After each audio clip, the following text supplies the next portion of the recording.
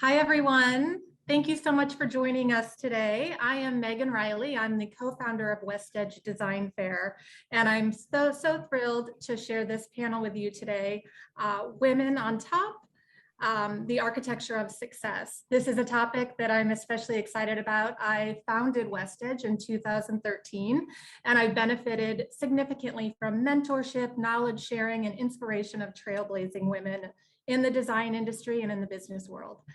For those of you who haven't had a chance to join us at WestEdge in real life, WestEdge launched in 2013, as I mentioned, and we are a design and lifestyle event. It's a design fair. We welcome 200 exhibiting brands each year in all categories, from furniture and kitchens to outdoor living and fabrics, everything really to engage, entertain, and inspire.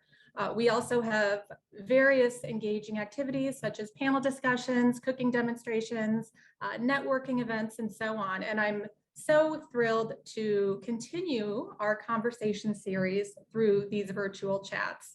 I want to thank Christine Anderson for facilitating today's panel discussion and being such a great advocate of WestEdge and the design community at large. So without further ado, I want to turn it over to Christine to introduce today's panelists and get the conversation started.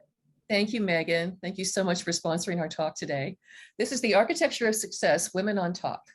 Thank you for joining us, and we are having a fabulous discussion with some very powerful women, very successful. We look forward to delving into the topic, but before we do, we want to introduce our moderator, award-winning architecture and interior design historian, Eleanor Schrader. Eleanor is a Southern California native who lectures worldwide on the history of architecture, interiors, furniture, and decorative arts. She's been named a distinguished instructor by UCLA Extension, where she teaches the history of architecture and interior design. She's done graduate work in fine and decorative arts at Sotheby's Institute in London and New York, and also holds an MBA from Loyola Marymount University. Her company, LA Architecture and Art Tours, hosts travel tours in the US and abroad, specializing in historic architecture. Believe it or not, she used to be a forensic accountant. Talk about a career switch, but I'll let Eleanor delve into that story later. Thank you, Eleanor, for leading today's panel. Take it away. Thank you so much, Christine. And I'm just so honored to be with all of these wonderful, illustrious ladies today. And I'd like to introduce each one of them. First of all, Jade Mills. With over 30 years of real estate experience, Jade is both nationally and internationally recognized for her sales achievements in luxury estates and has a reputation as one of the most trusted and admired agents in the Los Angeles market. She was named the International Ambassador for Coldwell Banker in recognition of her established alliances and global networks with international markets and her development of Jade Mills worldwide. She holds the title of co-chairman of the International Luxury Alliance, an elite network of professionals, sits on the board of the Beverly Hills Chamber of Commerce, and is on the board of governors at Cedars-Sinai. So thank you for joining us, Jade. I'm honored. Thank you for having me. And then Kate Rasmussen has academic and professional experience in all phases of traditional architecture and urbanism. She is the executive business strategist at Wade Weissman Architecture and opened the Wade Weissman Architecture East Coast office based in Pittsburgh, Pennsylvania, as well as having contributed to the design of private residences and custom commercial projects. She received her Bachelor of Architecture degree from the University of Notre Dame, where she won the Rambusch Thesis Prize for Religious Architecture and minored in theology.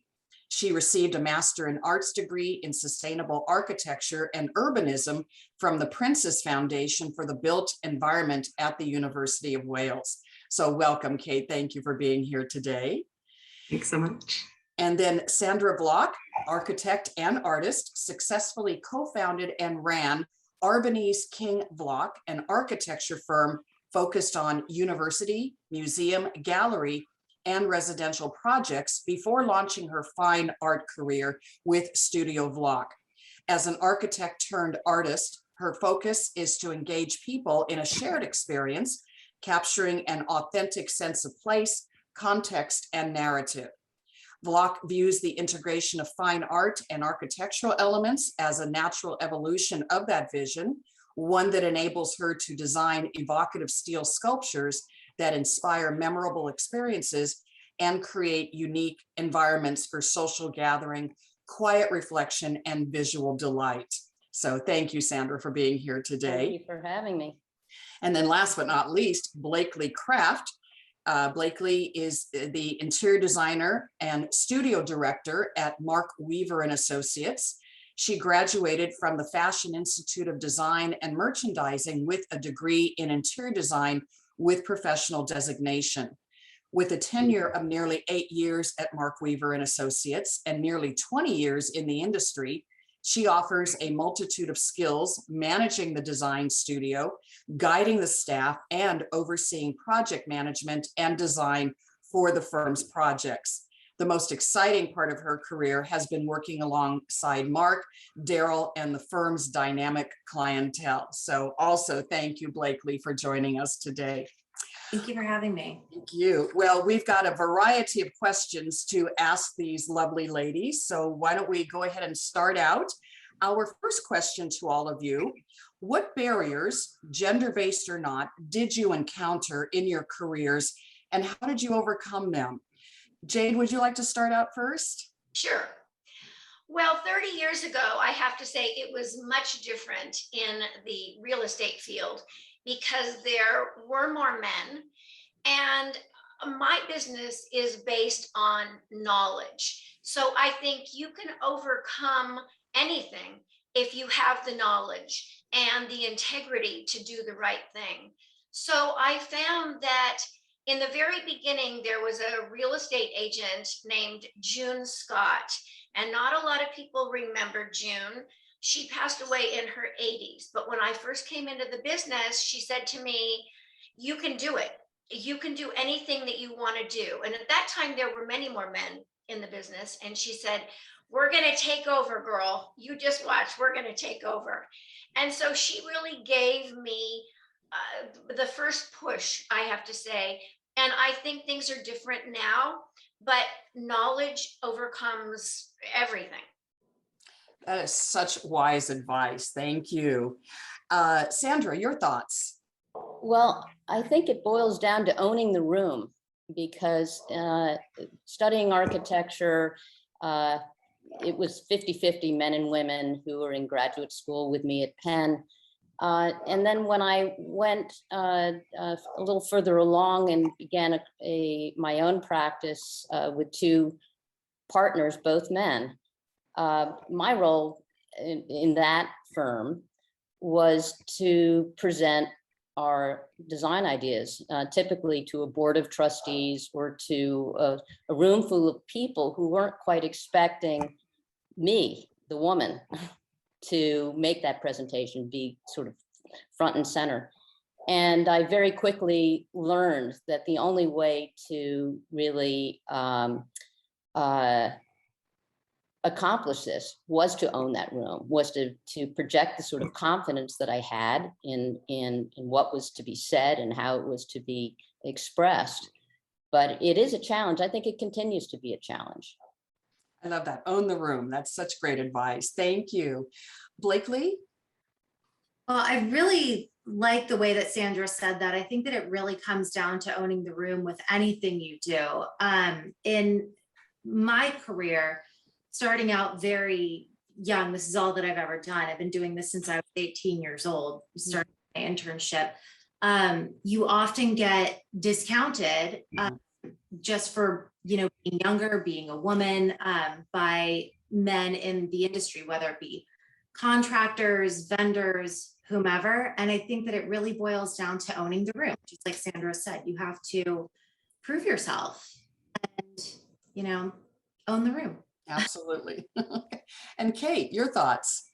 Sure. So I think I'll sort of build off of that a little bit. And one of the barriers that came to mind when I was thinking about this question was sort of more the realm of architecture I was so excited to jump into, which was the high-end residential design. And so I remember, out of school where I sort of felt on top of the world, a dream job in New York City. And I was sitting next to Bob Stern at dinner my second month working there. And, he was talking to me about high-end traditional houses and he made a funny remark, well, what do you know about those? You know, you sort of, and it was sort of the first time I was really like, well, wow, I loved looking at them in books, and that's true. And so, but I came from, you know, I was smushed into a small apartment in New York City with a bunch of other girls at the time. And I was talking to clients about sort of you know, what's the best dining room proportion for a large dinner party, and talking about, you know, kitchen sizes and pantries and butler's pantries, and really wanting to be you know, informative on the information that you're giving them. And so to sort of overcome the things that maybe I didn't know in my career, I took it on myself to sort of go out and see them. So I looked at every historic society, the Institute of Classical Architecture and Art, studying, you know, went around to see all of the great old estates that you can do, what you can learn from. And so really, I guess my advice about that would really be get out there and see things, get out of, you know, get off the computer, get out of books all the time, and really get out and experience places. That is so important, to be able to see everything right there and see the scale and mass and proportion. We can only see so much in books and on slides, and you've got to get out there. So that has a particular importance to my heart, the way you said that as well. Thank you. All right. What kinds of positive changes are you witnessing in an industry that has been traditionally male dominated? Blakely, what's your thoughts on that? So many years ago, before I even entered the industry, it was primarily male dominated. And today we're seeing, if we, for example, if we're hiring for a project management or a designer position, almost, I would say 95% of the applicants are female or of color. And it's really a nice shift to see, because especially with people of color, different backgrounds, you get such a different mix and a different perspective. So it's really, the industry has shifted that way. It's really been a nice thing to see. That's a nice change. Yes. Very good. Jade, how about you? I think that I have noticed more and more in my work selling properties that having a great connection with both husband and wife, or whoever you're showing the property to, is so important. And I think when you're first starting out in any business, you don't really understand how important it is to have these connections and to really zero in on people's needs. And you have to be sort of in the same emotional place that they are at all times. And I think that us giving people, all of us as women, giving people advice and being able to connect probably first with the woman, because that's who makes most of the decisions, at least in the home buying situation. And then once you have the woman on board, I think that you can then pull in the husband. But I think there's such a difference in buying property between a husband and a wife. The wife usually buys a home based on emotions, and the man buys a home based on, is this a good buy? Is this going to be good for the future? Is this good for resale? So I think more than ever, we need to connect. We need to have that connection with our clients. You probably have to play marriage counselor a bit too, don't you? A lot of times. Yes. Yes, we do. Right. We're therapists. We're all therapists. Thank you. All right. Let's see. Sandra, your thoughts. I was thinking about it slightly differently, just because I've owned a business, an architectural practice, for 30 years. And it really does start from the top. I felt that we had cultivated an environment that rewarded initiative and competence. And with that in mind, we were more inclined to elevate and recognize the women in the firm. And at one point, someone who worked with us for the better part of 20 years, who was not a registered architect, but had so much practical experience and was so invaluable in my mind and in my partner's opinion as well, that we gave her a much greater stature publicly than she might otherwise have received in a more traditional structure of an architectural firm. And I think that we've all experienced what that looks like. Mhm. So I don't take credit for reimagining what the structure of an architectural practice looks like, but that's how we that was the environment that we had, that we enjoyed, and I do think it made a difference. Great, thank you. And Kate, your thoughts? Right. So in terms of changes over my 20 years of sort of working in the professional industry, all I can really say from my experience, I've had 6 fantastic mentors. They've all been male, and they have all taken a lot of their own time to encourage me and my career. And so I think that alone probably is a change. I don't know if everyone can sort of point to that same, but it's not even 1 or 2 people. There have been, you know, a number of people that have really taken gone the extra mile to mentor me in the realm of architecture, business of architecture, in order to set my career on a certain path. One change that I can think of now is sort of in the virtual world that we're having this panel right now, and where we're able to have a lot of meetings virtually. I feel like it's a great way to be able to sort of balance home life. I have a family, I have 3 young kids, and so I'm really able to make a larger impact on projects across the country by sort of being virtually in meetings. And so I think that's a positive change, hopefully for everybody, but really allows people to balance life a little bit. I think it's been a really positive change, so thank you for that. Well, this is a little bit of a long question. So what initiatives can individual businesses adopt to make sure women's voices are being heard, particularly in companies in which men comprise the majority of the workforce? Are there any company policies that you would have benefited from, past or present, in your career? Sandra, what are your thoughts? Well, I don't know about policies, but it does start from the top, as I was just saying. You know, what's the culture of that firm, practice, or business? And if you don't have that sensibility or vision, then not much is going to happen. Not much change will happen. And I think that's the primary thing. I don't think it really boils down to a policy. It's really an attitude that's more inclusive and more flexible. Absolutely. Blakely? I actually was having this conversation the other day with a client, and exactly what Sandra says. I don't think that there's a full policy that can be implemented in any industry or with any company. It all comes from the top.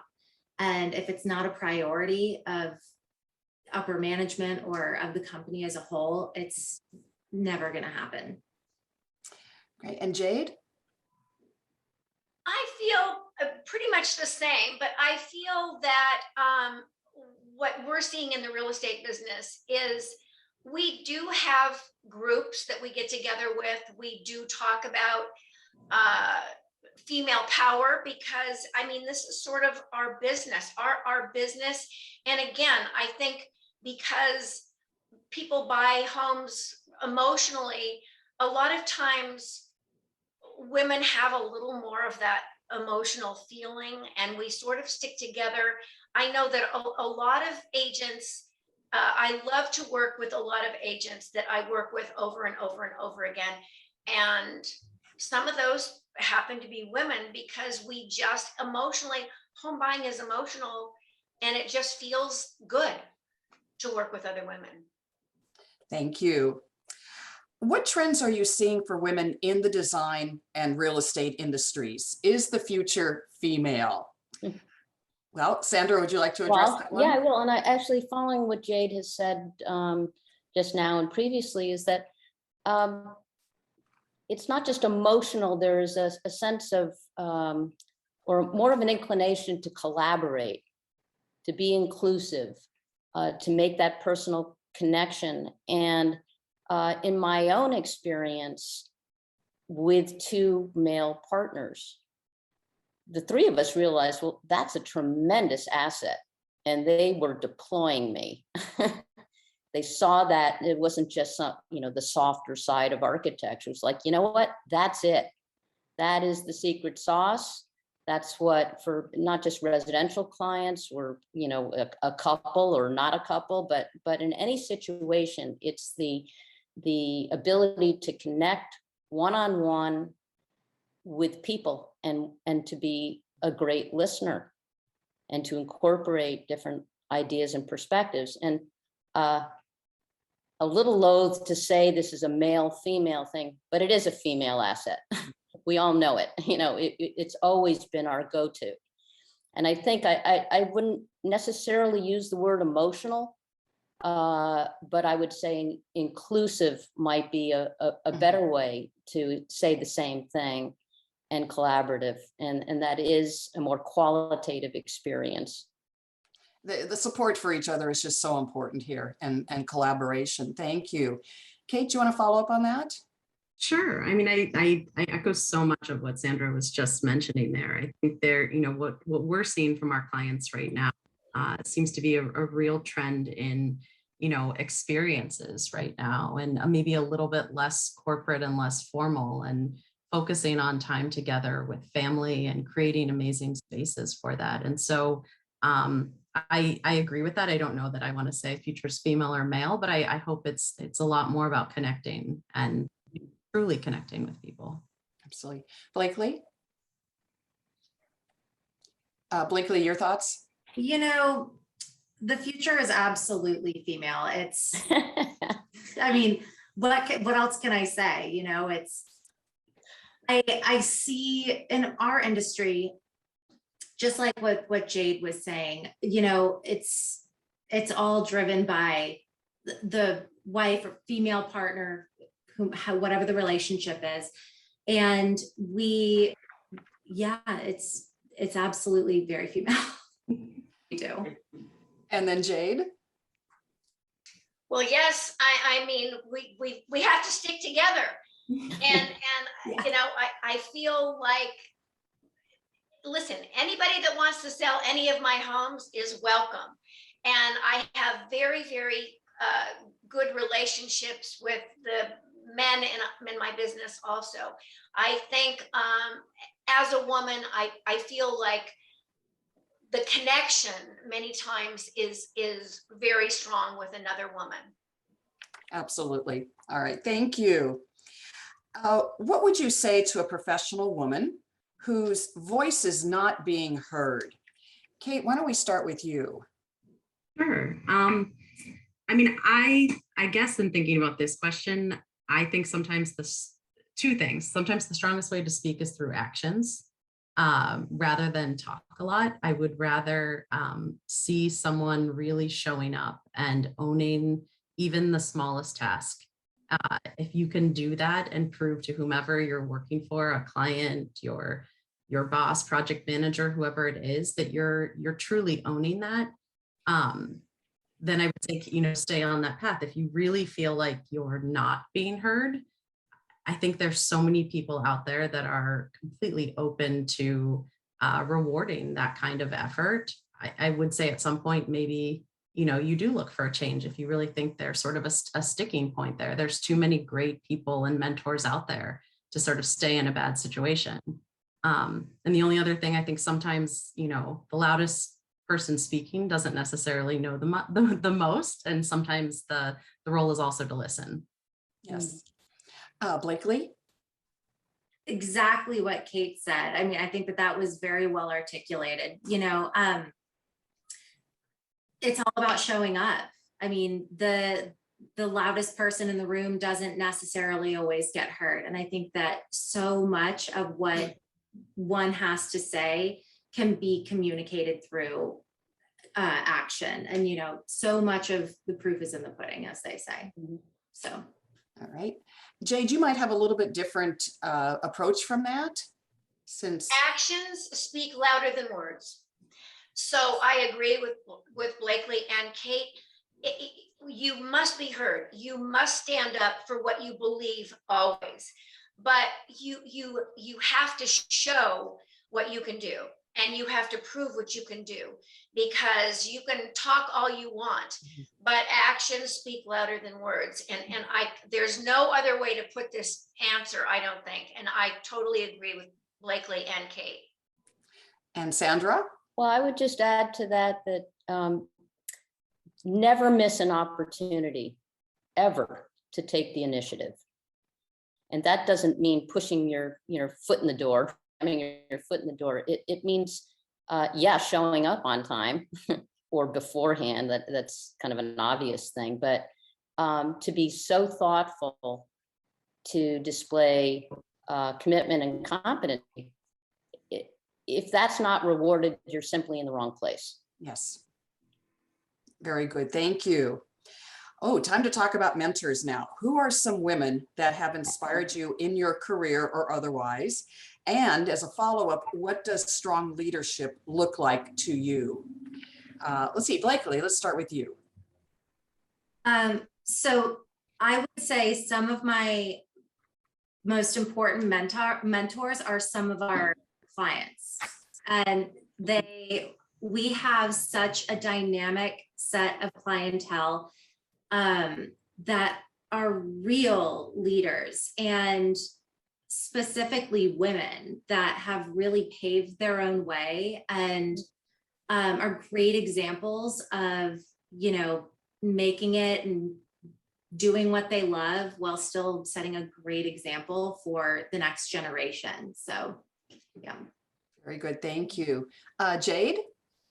My mother. My mother was amazing. She is no longer here, but she's in my heart. My mother told me I could do anything that I wanted to do ever in life, and to do it kindly and to do it with love. And I truly feel like that has been the basis for my success in real estate, because I truly feel without my background, I could not be where I am today. I also really admire my friend Lily Bossy, who was the mayor of our city. She's now on the Beverly Hills Council. City Council. And she's a wonderful, giving human being.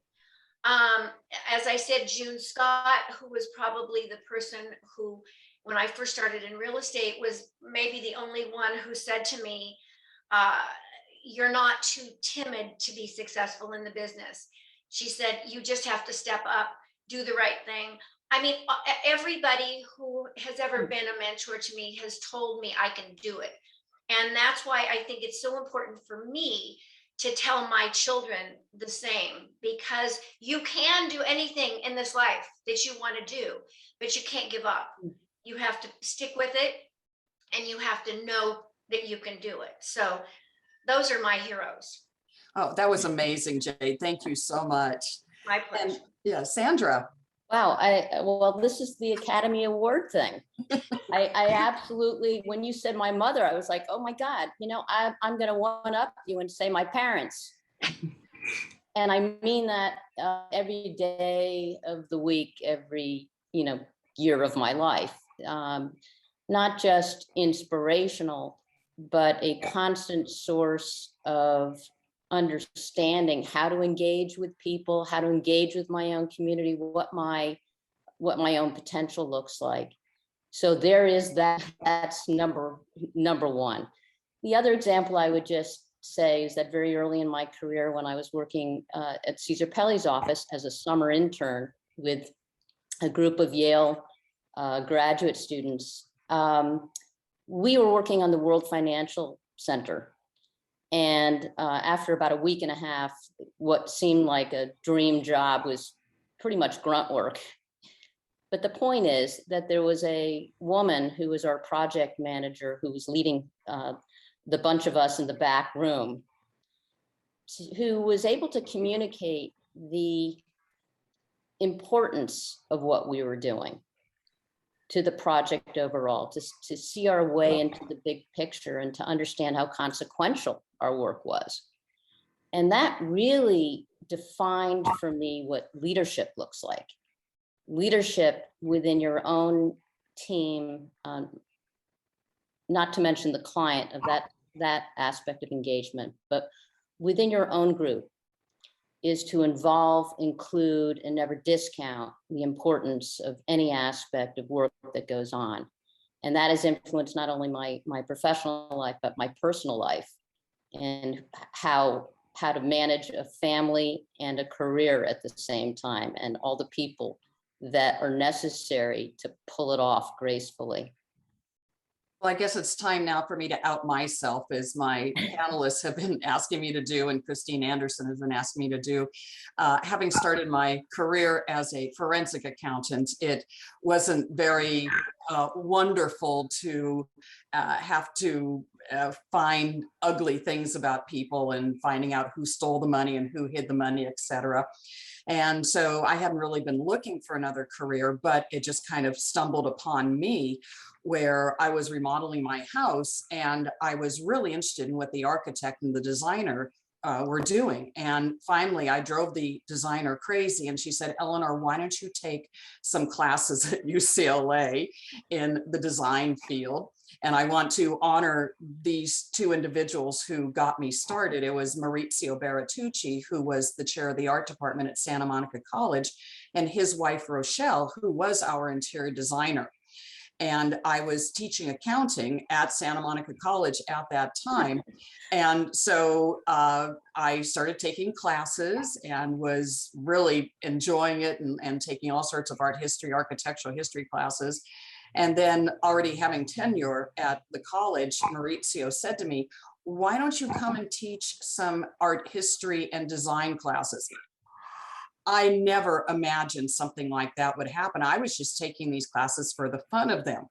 And so I did my master's degree at Sotheby's in London, and then came back and started teaching at Santa Monica. And then an opening came up at UCLA Extension. And so, bless his heart, Jeff Daniels hired me. And this is after I had taken all these classes from the amazing Jody Greenwald, who was the founder of the program, and she had kind of pegged me to be her protege. So after she had retired, then I started teaching there, and the rest is history.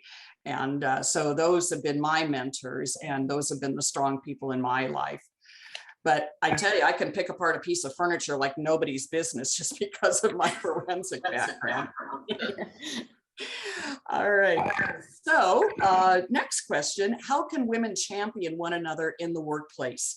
And what advice would you give to young women about to start their careers? Let's see, how about Jade? Well, I think when you're first starting your career in real estate, the most important thing you can do is learn the business, learn streets, learn houses, learn architecture, who lived where, the history of Beverly Hills, Bel Air, Humvee Hills, the Bird Street, wherever you're working. You have to know more than any other agent. Because when you're going on a listing appointment, or when you have a client, they are going to want all the answers. And you really can't start in this business not knowing as much as your competition. So I would say it's so important. And when people come to me and say, "What do you think is the most important thing when you're first starting?" It's not sitting in open house. It's not door knocking. And this is, of course, what a lot of people do when they're first starting. The most important thing when you're first starting is knowing the inventory and knowing the history of all the different cities and who lived where. And everybody wants to know which movie stars lived in which houses, which you think is, a very silly thing. But all of these things, and people coming from out of town and coming from Europe and all over the world, they want to know all these things when they're buying. So when I had a little more time, I was teaching a class for my company. And I would always say, and a lot of the new real estate agents are women that are coming into the business. So we would have these little groups, and I would teach these classes, and they would all say, but what about, I mean, like I just want to know about selling the house. And I'd say, first, you have to learn the basics. I mean, Eleanor, the story you just told, I mean, the reason that you became so successful is because you had the knowledge. So my advice is know your business before you even start. That is such great advice too. Thank you. Sandra? I agree with everything you thinking about it from the perspective of architecture and design, is to be, you reward competency. And in our firm, we would often take on an intern, a young intern. We valued mentoring the people who were working with us so that they could become more valuable within the practice, frequently women. And but there's no substitute for knowledge. And I just couldn't agree with you more, Jade. Thank you, Right. Sandra. Kate? Yeah, I mean, again, I think coming up, expanding upon both of those, I think when you're starting out your career in architecture, there's a really big difference, I think, between what you learn in academia and then the profession of architecture. And so there's still a huge learning curve. I'm still, we're all still learning, I think, every day throughout your entire career in the architectural profession. I think along with that, one of the things that we can all do is just really respect all employees, listen to everyone's ideas in a meeting, encourage people to speak up. I think I would give the advice to also, go above and beyond what you can do and ask, can I attend that meeting as well, and take notes and really take notes of how people describe ideas, how people can talk about an idea that's in their mind and use communication tools, verbal, drawing, any tools like that to describe what you want to a client to get their buy-in and to really get them excited. So yeah, I mean, I think it's really just jumping in, being proactive, and from the mentor side of it, it's sort of encouraging and allowing that to take place. And that advice is near and dear to my heart, that we just never stop learning, whether it be about the people that we work with or the fields that we're in. That is the joy of constantly learning new things. Thank you for that. And Blakely? I think that the ladies said it best. I mean, very eloquent. Like, really, you need to know your business and, jump in, attend the meetings. In design, it's all about knowing your clientele, what their needs are, what they're looking for, and then also knowing the nuts and bolts of how to make that happen. So it's a constant learning process, go in like a sponge and just absorb everything you can. Yes. I have one other thing to add to this, because I'm in a kind of a unique situation where after 30 years of architecture exclusively, I've pitched myself into this new world of fine art. And so where does that, how can I address that in terms of what we've all been talking about?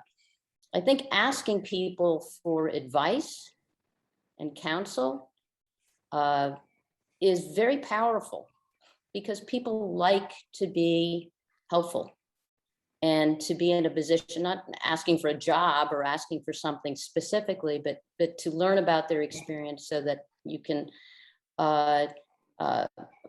in my case, gain better understanding. What do I do now? What do I do next? And so that's always been something that I've relied on, is to ask for advice, because it's always freely given.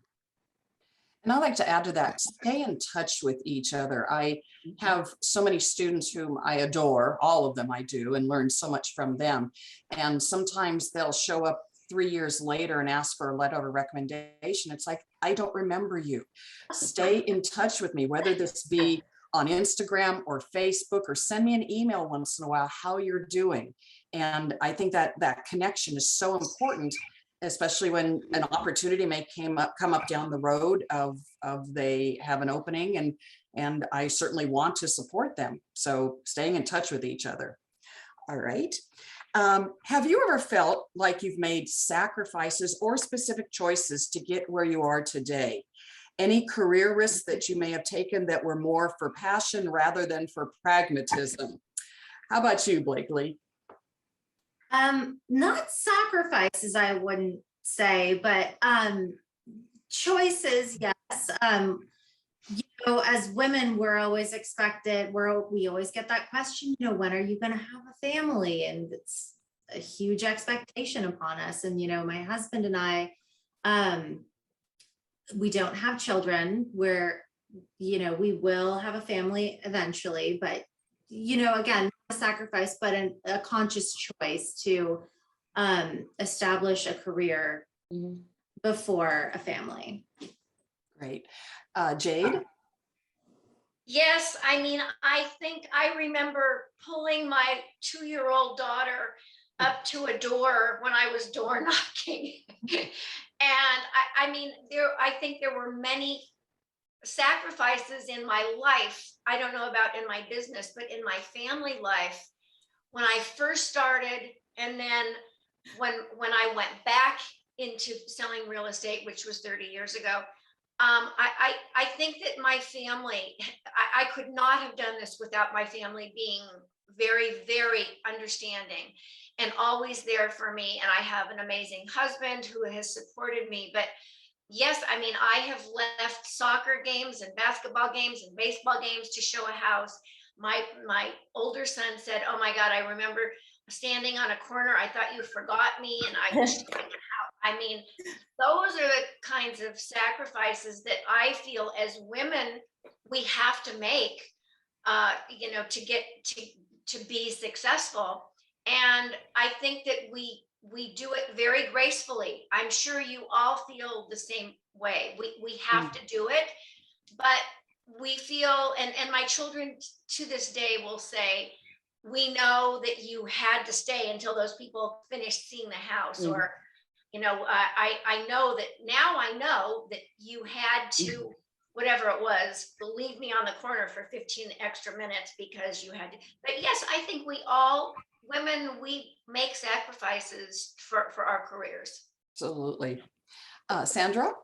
I have to tell you a little vignette. First of all, Blakely, your word choice is a good one, because my kids, who I waited more than a decade to have them because I was concerned about developing myself professionally, they would say it was a sacrifice. I would say it was a choice. But the thing that I'm laughing about is that I just remember this presentation to a library board where somehow or another the childcare fell through, and I made the presentation with my son strapped to my chest in a snuggly. And it definitely makes it real, is that, I can do this, even though I have Adam here, never mind him, let's just focus on your project. But, my goal was just to pull it off. And yes, it did it took the family, it took the whole village to get it to work, but that was the choice. And choice that I made. Absolutely. Kate, did we hear from you? I'm sorry. No, not in this one yet. Yeah, and I echo a lot of what everyone, I think there are choices that I make every single day, probably based more on passion than pragmatism. And really passion about the work, passion about, architecture and design and our clients, and that connection that we've made with the clients, and that I feel like I want to fulfill what they are looking for from me and our firm. And so every single day there's a balancing act of raising a 2, a 5, and a 6-year-old, while growing a company on 2 coasts and, everywhere in between. And so it takes a lot of hours out of every day. And I try to be fully with my kids for some time of the day. And then I don't want to just ever disappoint a client. And so I stay up till 1 or 2 in the morning every night to continue to fit the work in. I think there are decisions. I don't think there was, this kind of goes back to the question earlier about if there's, any policies in place, and I think when it comes to maternity leave and things like that, and to me, it was an internal, I don't put this on expectation on anybody else, but it's an internal expectation and it's an internal drive that I feel like I had. No one asked me to work through my maternity leaves, but I did because I was so excited about the project I was on, the drawings I was doing. And so it's, I don't feel apologetic about that. I feel like I'm giving my kids a lot, but I'm also giving my career a lot. So probably the ultimate sacrifice then is sleep. Sleep. Yep. My answer would be sleep. Doesn't happen. Great. Okay. How can women make a name for themselves in their fields? Let's start with you, Jade. There's one word that I always tell people will make them successful, and that is integrity. And that's in any business, and especially in real estate. It's tempting to sell something to someone that may not be the best choice for them. I believe in giving the right advice to everyone. They'll make their own decision. But if you see that a floor is sloping and they don't notice that, you need to tell them. If they want to buy a house that's next to the freeway, you need to tell them that that might not be the best choice for resale. You need to be totally honest, and you need to treat your clients like you want to be treated. And I feel if you do that in any profession, you will be successful. It takes hard work, dedication, but integrity. Absolutely. Absolutely. Sandra? I'd use the word authenticity. As I'm crafting a new career for myself in functional fine art, what are people really looking for? Well, it's me. This is how I work. This is me authentically, and how I design and visually how I would reflect what I've heard or what I see, what the story is in sculptural form. And I think authenticity goes a long way in basically every field. It's not just about fine art or real estate. Being one's authentic self, recognizing what your strengths are and recognizing what those weaknesses are. Kate?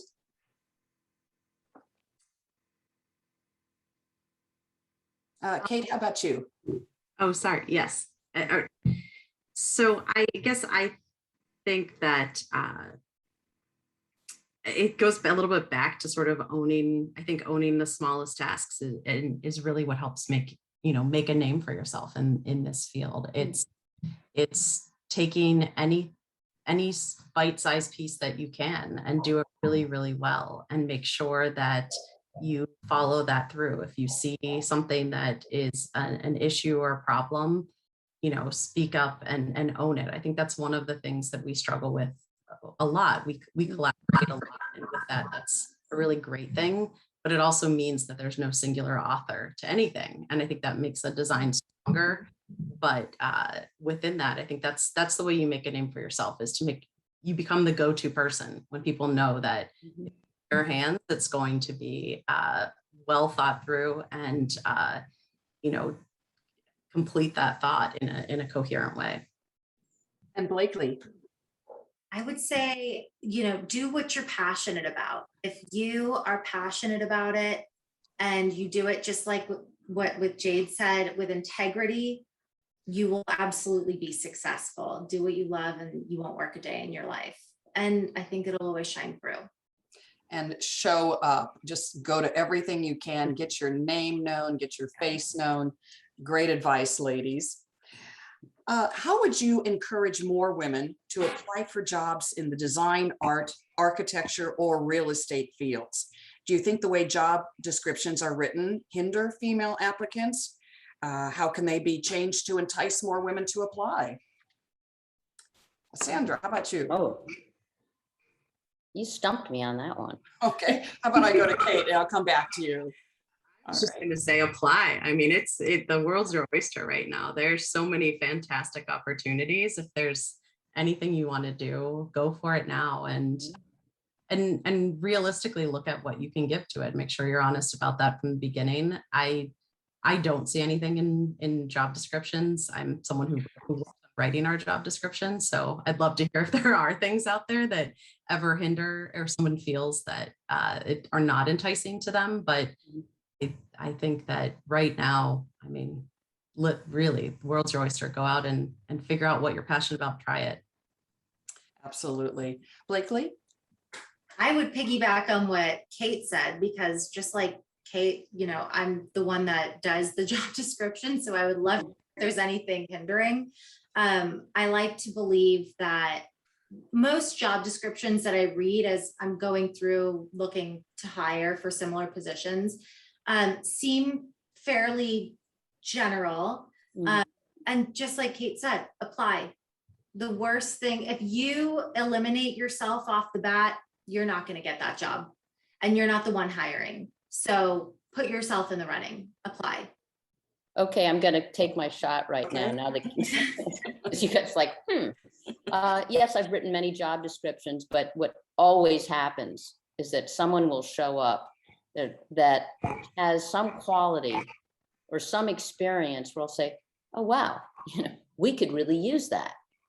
Or that's more important than something that I've kind of outlined here.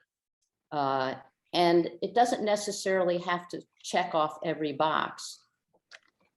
So that's how I would add to what Blakely just said. Great, That's a good one. All right, and Jade? I think you never really know what you're looking for until that person is sitting in front of you. So I would say it definitely write the job description and interview as many people as you can. Right now, I think is a great time. There are many, many people right now that don't want to work. They want a job, but they really don't want to work. So I think what we're always looking for is someone who wants the job, but who wants to take on the work and the responsibility. Yes. And that is not always easy to find. But when someone is sitting in front of you and you can tell that they really want this job and they really are going to work, it makes all the difference in the world. So whatever the job description, apply and let the employer know that you will work, that you want this job, and you're going to do your very best. Great. One more question, and then I think we'll have a few moments for the audience to ask any questions. What kind of resources, networking organizations, design organizations are available to women in the industry? Any thoughts on locally or internationally? Jade, any thoughts for you? Well, strangely enough, my 27-year-old son is very into Instagram, and he handles my Instagram. He's always trying to pin me down to do 30 seconds with Jade. And I'm always running from him because I don't have time, or I don't want to pick that topic, or I don't want to do it. But I think that, social media today is, I have a very, very good friend who found me on Instagram. He is my client, but he has now become a very good friend. And I just can't even believe how big social media is. There are a lot of groups for real estate agents, and there are a lot of things through your own companies. I know Coldwell Banker has a big convention, Gen Blue, where we all get together. I started a division, International Luxury Alliance. We meet twice a year, and this is people from all over the world, top agents from all over the world that get together twice a year.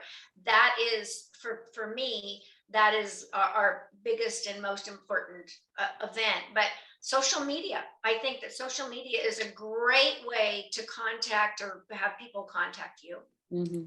Absolutely. Sandra?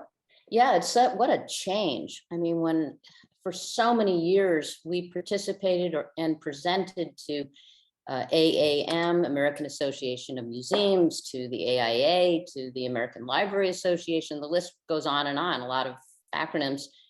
And thousands of people attended these. It was expected that you would be part of those organizations and you'd be visible in that way. I couldn't agree with you more, Jade, and it's astounding, the change. But here we are on WestEdge.